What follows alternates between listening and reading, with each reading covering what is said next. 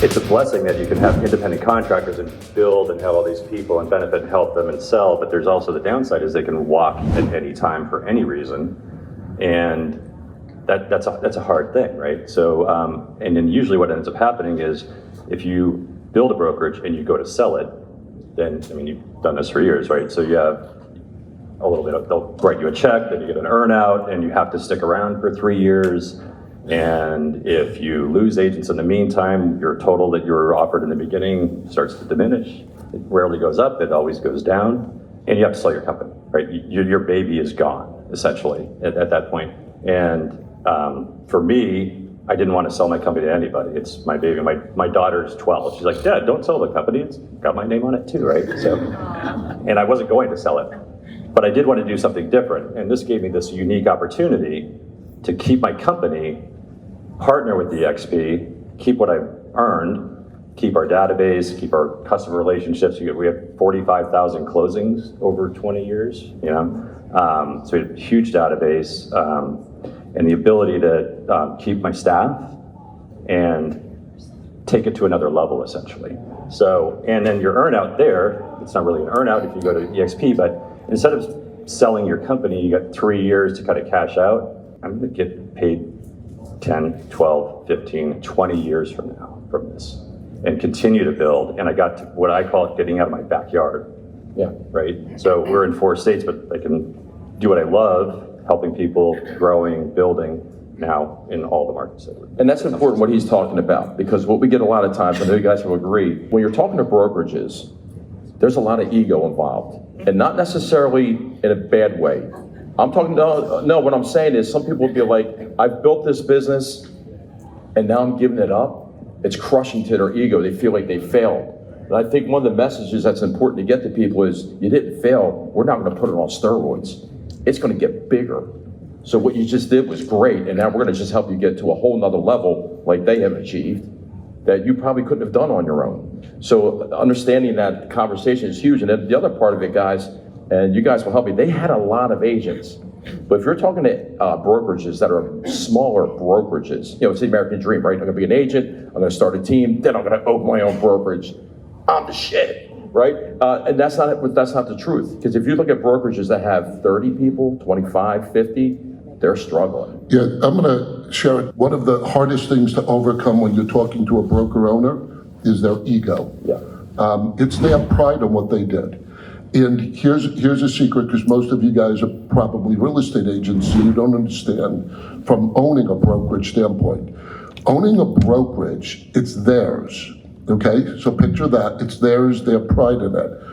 Never say to them, hey, would you like to come over to eXp Realty? See, that's what caught us in a point of saying no.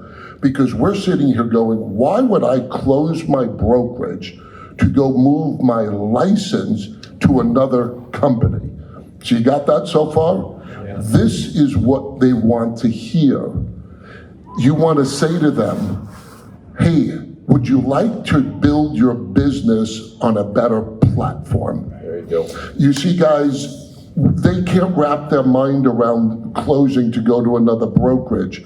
So what I say is, I almost want to make it like eXp is not a real estate company. That's how I talk to other broker owners. It's a platform for them to build bigger and better all over the world, but still keep their brand. That is a big tip for you guys to take away. What's your plan? Right, for a broker owner, you know, what's your exit strategy? You don't want to say it that way, but the time to have an exit strategy isn't when you need an exit strategy. It's out there, right? It's at some point in the future. And then things can happen. You can get a diagnosis and you're not healthy, you know, and that can throw you for a loop. You can get hit by a car, whatever. All these things that can happen in life. You need a plan. Because it's not just you, it's all the agents that are depending on you, it's your family, it's everything. So I think a lot of people they get excited to the American dream or nightmare, like you're saying, right? So inappropriate something. But it's that the idea that I think you really need to, if you're talking to a broker, find out what their pain points are. And a lot of the time is they don't know what the exit is. They're just keep doing it forever. So we've done this our whole life. All you are is a problem solver. Stop getting in the weeds of thinking, overthinking it, and just vomiting on them about eXp Realty when they don't care about eXp Realty. And nobody cares about eXp Realty. What they care about is, can they solve a problem? And how do you know what that problem is? So here's how you should do a recruit to a broker owner. What you do is you ask them, what's your 5-year plan? Why do you own the brokerage? What's your purpose? And ask them their 5-year plan. And when they tell you their 5-year plan, what you say to them is, what you're doing now, is that going to get you there? And I'm going to tell you, it makes them think. Now, I will tell you another big pain point that a lot of just, regular agents, these are people that never own brokerages. I'm going to tell you right now, most broker owners, unless you really have a good relationship with them, are going to look at them as you don't know anything I do. You're just trying to recruit me. And that's a big, big gap. What you guys have to do is lean on the resources eXp has, like Frank. When Frank comes in, people are respecters of people. So they want to feel special. A lot of people will reach out to me and Angela and get us on the phone. The funny thing is, there's very, very few brokerage owners that could say to me, you don't understand what I have. And I'm like, yeah, if I had something that little, I'd have moved right away. So until you really understand what you're doing, leverage. Don't be so prideful thinking you could do it on your own. I'm telling you, when eXp at the time, they didn't have people like Frank. They sent their top people in my office to sit down with me, to dissect my numbers, and they didn't know how to speak to me. And I almost threw them out. I'm like, look, don't feed me your line of shit. I go, what you're trying to sell me is bullcrap. That's not reality. And that broker owners don't want to hear. They want to hear real. They want to see you're real. They do have pain points. Ask them their 5-year plan and then work from there. I think another thing that I think that if you can do this is sorry, I have a little frog in my throat. Is approach them with sincere curiosity. You're an agent, they're a broker owner. You know, tell me your story. Why did you start this brokerage? You know, instead of trying to hear something that's going to make you give them a magic answer, take the time. It's just the same as any kind of agent attraction. But if you really come to them, tell me why you opened your brokerage. What do you think you do the best? You know, what's hard about it? And just start that conversation with sincere curiosity. Then they will get their guard down, and you might start to hear some of the things they're experiencing. And then you might find an in, because maybe call and have a conversation with broker owners that are here and get their story, so that you can say, I'm curious because I know Chuck and Angela and this is their story. And they said this was hard for them, because I'll tell you all the pain points. This was hard for them when they were in their brokerage. Is that hard for you too? Right? Or Michael said this was hard for him when he ran his brokerages. Is that a difficulty for you as well? Because from the outside looking in, people would say, there's no way we would close our brokerage and go to eXp. We were the #1 single office brokerage. We were extremely successful. We had on the outside looking in, we had no reason to close. But on the inside, we had a lot of reasons, and that's what made us move. So don't get in your head. But like Angela said, form relationships, guys. Sales is relational. You want to show them that you care. I know that's cliche, but befriend them. Don't look like a pushy person just trying to close them. So let's talk about some pain points. For me, this might have been different for you, but what was really difficult. Don't say it's me. No. So here are some pain points, which I think every broker has. It's you have a bunch of people running around doing real estate, and it's like herding cats, trying to get them to learn the new things, especially in light of the NAR stuff. I mean, this should be a really easy time to have conversations, because brokers got to be scared, right? They have to be scared because they know their agents. They're wild. You know, they're out there and they're doing things, and you're pressing to try to get them to comply and learn these things and do it the right way and get their paperwork in right, but they're wild cats. right? And that's a pain point for a lot of brokers because you don't have control ultimately about the way people do business. It's hard keeping up with technology. It's hard keeping up with the newest trends. It's hard getting anybody to help you for processes and procedures to improve them. Always having system issues that you have to provide to your agents and constantly upgrade. I mean, the list is long. And along those lines, when you have a brokerage, you're committing to underwriting all the services, right? So you're paying for generally, I was paying for CRM and for all these things. So no matter what the adoption rate is for the agents that we had at the company, I'm still writing a check, right? The company's still writing a check every month. I think, before I came over, we rolled out KV Core to everybody. I think it was 21 grand a month I was paying. And we had 104 agents that were actually actively using it 6 months in, right? So the true cost it's crazy, right? So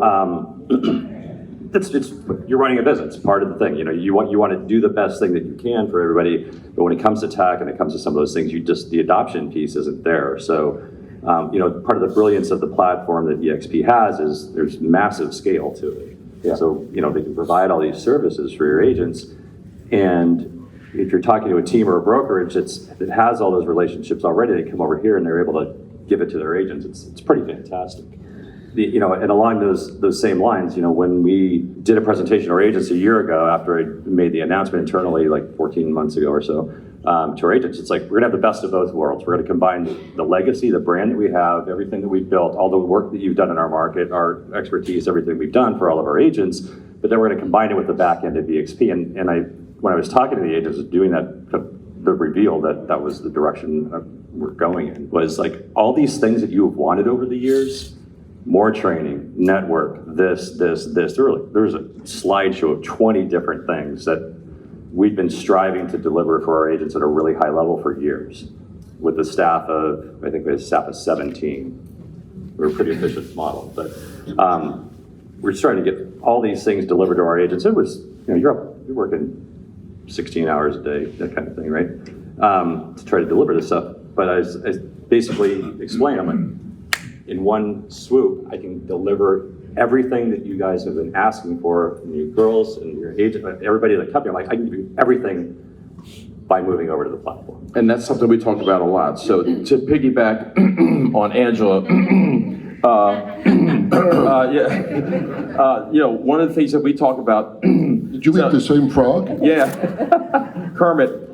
So one of the things that we talk about a lot is, when we talk about that American dream, kind of what you were talking about, is that why did you get into opening a brokerage? What was it that you were passionate about? Okay, great. Now, how much time do you have to do those things that you really got into it for? And you start to see that balance really shift, right? So what if we could show you a platform, what Chuck is talking about, to where you can get back to doing the things that you really love to do? Get back to doing the things and the reasons why you wanted to open that brokerage in the first place. These are the conversations that we have, you guys. And just to give you a number so you guys understand, in 2023, I don't have the numbers for 24 yet, we're still working. 2023, over 430 brokerages joined us. Now, I will tell you that going into 24, I'll be surprised if it's not more, especially with the NAR stuff. So getting to what Chuck said was probably one of the most important things you're gonna hear today. No one is untouchable. Opening conversation with them. How do you get that conversation started? Well, let me touch on one thing and I'm going to answer that, because there is another big pain point broker owners have. We're islands.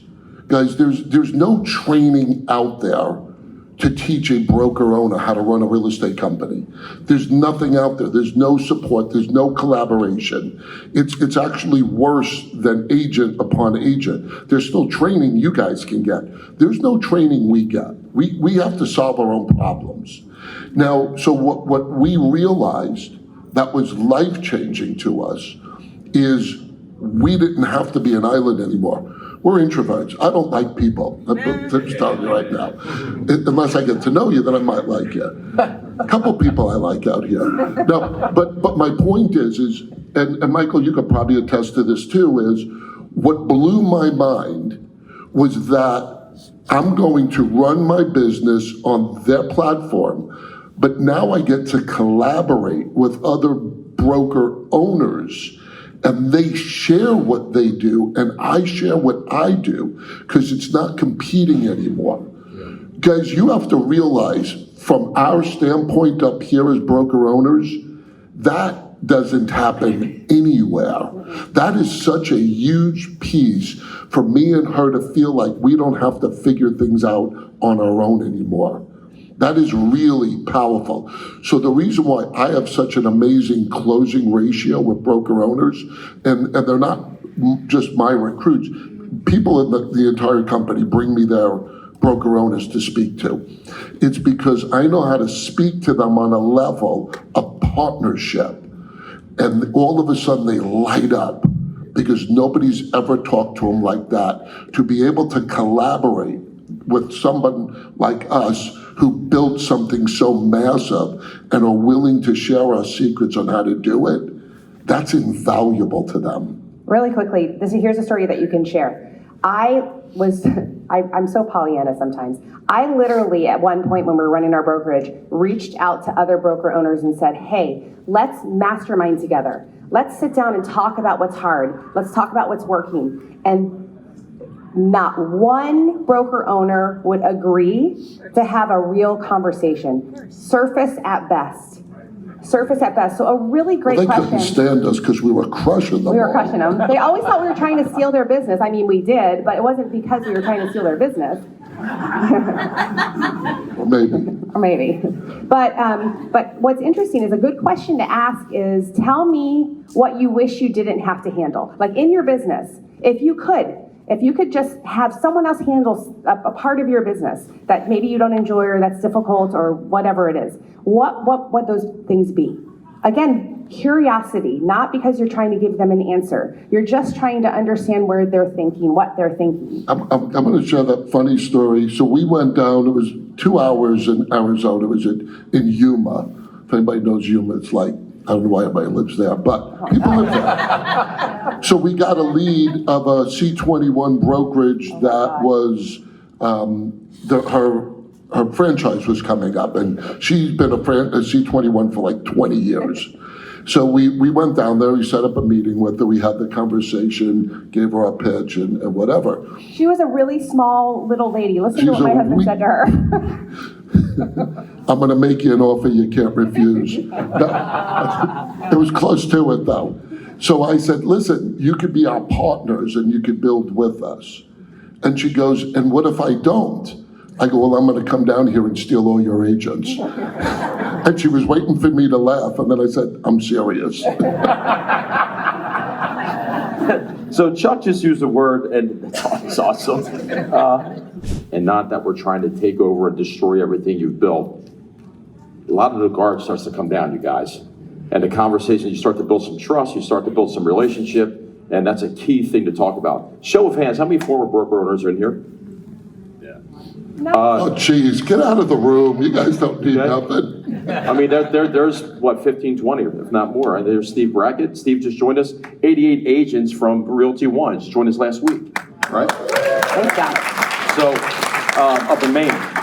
I always had grandfathered in our comp plans for our agents, and they evolve over 20 years, right? But when we got to the point a year ago when I made the decision to do it, the majority of our agents were on a 90-10 or 90% split with a $6,000 cap. And when I brought them over, part of bringing it over was with EXP was everybody came over at full cap. I did the boost program, and that was our agreement. So I had to bump over 600 agents from $6,000 cap to $16,000 cap.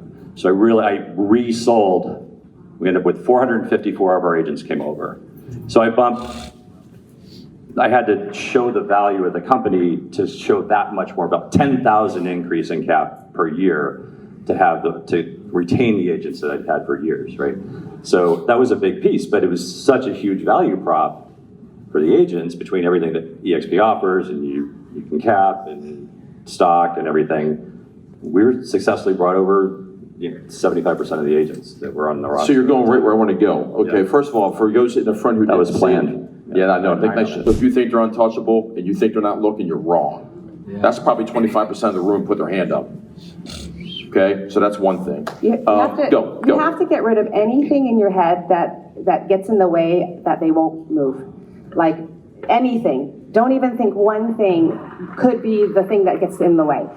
We had a similar experience out of, only 300 of our agents came because eXp did not have what it has now, and we still came. But out of the people who did come, most of them, they had to pay more.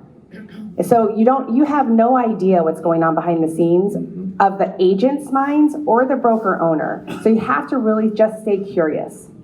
So what are some of the things, you guys are perfect, what are some of the things specific to eXp that you use when you are talking to broker owners? What are some of the tools that you think have the most value to them, or some of the aspects of the company? I can answer that. Please. Here's what you guys got to do. If you want to be successful in agent attraction, that goes for broker owners or agents, you better know your product. That's right. I'm going to tell you guys right now, I could probably put you all on the spot and quiz you about eXp, and you probably have no idea. Oh, let's do that. This stuff. No, I'm kidding. No. When people say, what made us so successful? Well, obviously the grace of God, but we knew our product and believed in it and had passion.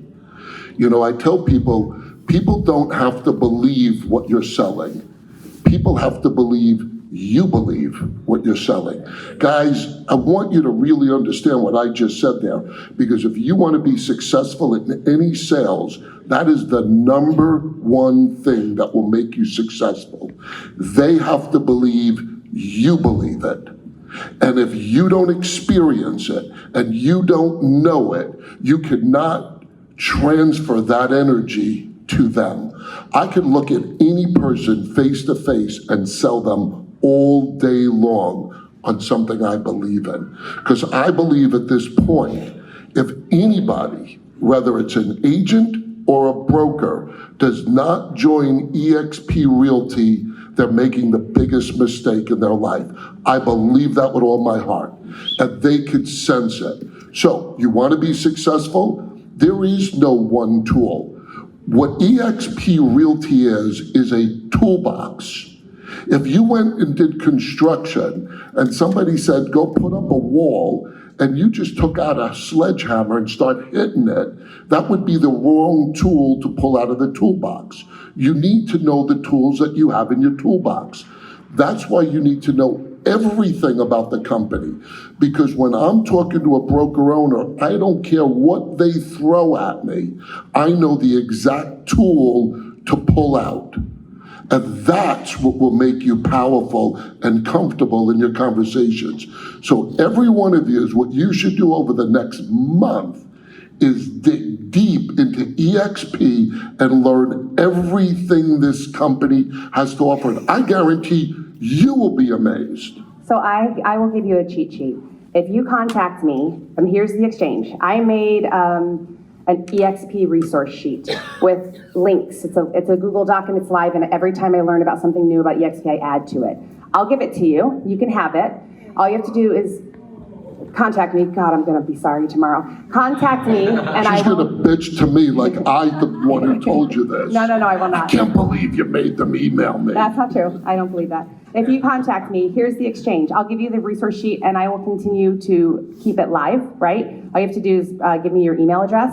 And if you look at that sheet and I'm missing anything, if you will tell me what you see that I'm missing so I can make it even more robust, that would be a great exchange for me. So on Workplace or whatever, just give me your email address and I will send it to you. Then that'll make your learning curve a lot shorter. I do want to say one thing, that you can go out and talk to broker owners and have 100% confidence that if they do smarten up and make the decision and come over, the support that I received bringing my company over was extraordinary.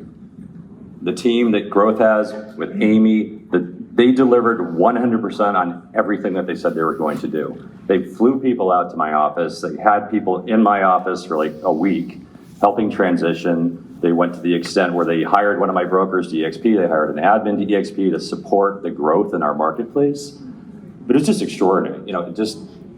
You can have absolute confidence that if you bring somebody on, they're going to be taken care of. Yeah, and I thank you for saying that, because guys, I can tell you that I don't know what happened in years past, but I can tell you that I think the growth was so fast that we were putting the traction fund the train, and it might have been a little bit of a mess.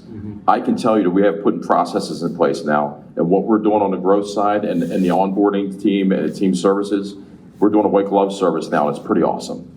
We just added a bunch of regional directors, who stood up earlier, so we have boots on the ground all over the country now. And we're doing a lot more face-to-face stuff, and we've really upped our game because we have to.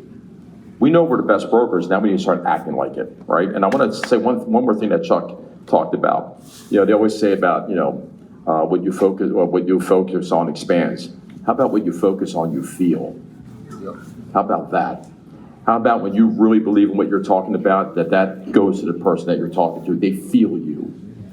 And it's authentic, right? We're not selling, we're offering a gift. That's right. And when they understand that and understand it's coming from the heart, the whole temperature changes in that conversation. Yeah, and I have conversations with my agents for agent attraction and anything. And I hear too many agents talk to other agents about, hey, you want to get rev share, it's going to change your life. Yeah. And they wonder why nobody's responding. And I look at my agent, I go, how much do you make in rev share? He goes, well, I haven't made any, I'm trying. I go, why are you selling something you're not even experiencing? They could sense that, guys. Go in, if you're an agent, experience what's working, and then go to other agents and go, this is what's working. You ask the question, how do you reach broker owners? Sometimes your way to broker owners are through their top producing agents. Yeah. And once you get the top producing agent, then you talk to them, because they usually have relationships with their broker owners. I want to give a disclaimer. And the reason why I want to give a disclaimer is because most agents don't understand this, because they never try to attract broker owners. Guys, if it's a franchise, you cannot approach the broker owner and try to recruit them unless they're in, what is it, how many months? 6 months of them expiring, or they could sue you. The corp could sue you for tortious interference. Right, Jimmy? I want to give a shout out. Jimmy Doolin, right out front, brought over a big RE/MAX company, and they try to make him an example. He dealt with a lawsuit with RE/MAX and withstood that, and this man is just one of the top. Are you cheering on back? Wait. They're doing the wave back there. No, wait, hold on. She had says we said have to wrap it that up. when she said, instead of wrapping up, she says, maybe they want to bring the other panel on that's going to speak after us, and we have a WWE SmackDown.